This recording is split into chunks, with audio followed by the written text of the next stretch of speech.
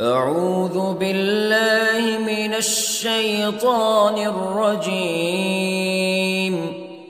بسم الله الرحمن الرحيم. الرحمن علم القرآن خلق الإنسان علمه البيان. الشمس والقمر بحسبان والنجم والشجر يسجدان والسماء رفعها ووضع الميزان ألا تطغوا في الميزان وأقيموا الوزن بالقسط ولا تخسروا الميزان. والأرض وضعها للأنام فيها فاكهة والنخل ذات الأكمام والحب ذو العصف والريحان فبأي آلاء ربكما تكذبان.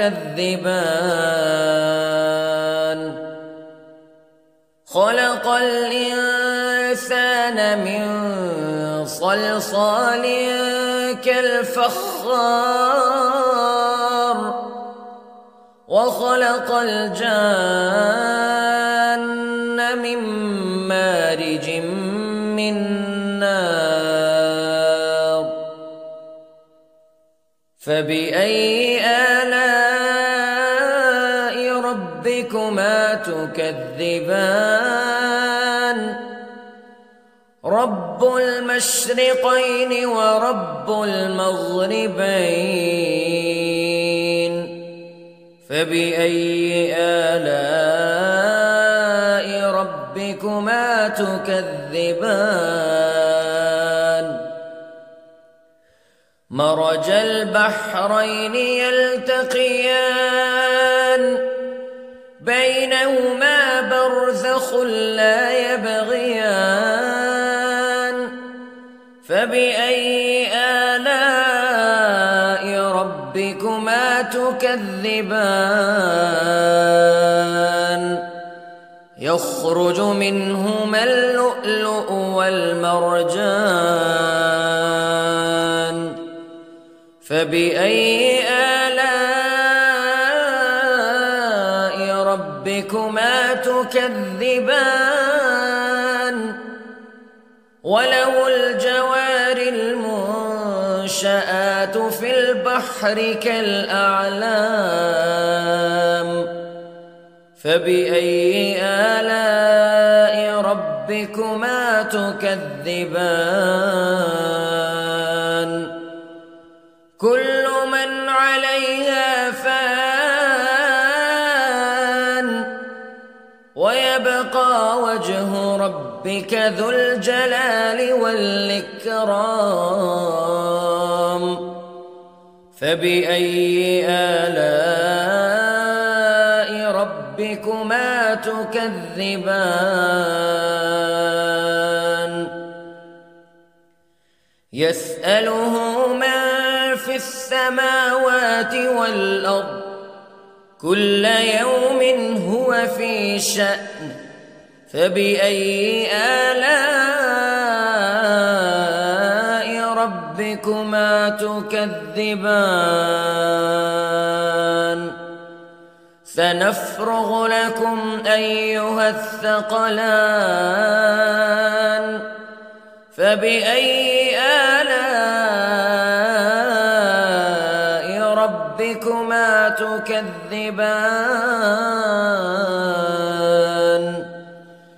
يا معشر الجن والإنس استطعتم أن تنفذوا من أقطار السماوات والأرض فانفذوا لا تنفذون إلا بسلطان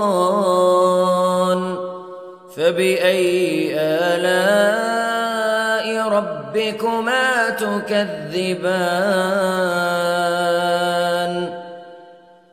يرسل عليكما شواظ من نار ونحاس فلا تنتصران فبأي آلاء ربكما تكذبان فإذا انشقت السماء فكانت وردة كالدهان فبأي آلاء ربكما تكذبان فيومئذ لا يسأل عن ذنبه إنس ولا جان فبأي آلاء ربكما تكذبان يعرف المجرمون بسيماهم فيؤخذ بالنواصي والأقدام فبأي آلاء ربكما تكذبان هذه جهنم التي يكذب بها المجرمون يطوفون بينها وبين حميم آن فبأي آلاء ربكما تكذبان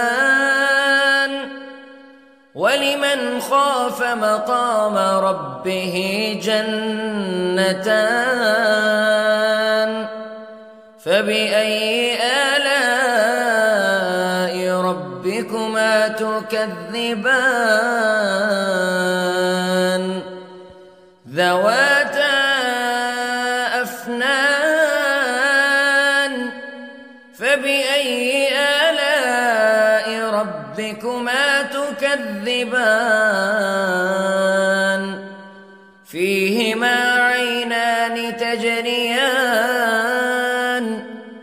فبأي آلاء ربكما تكذبان فيهما من كل فاكهة زوجان فبأي آلاء ربكما تكذبان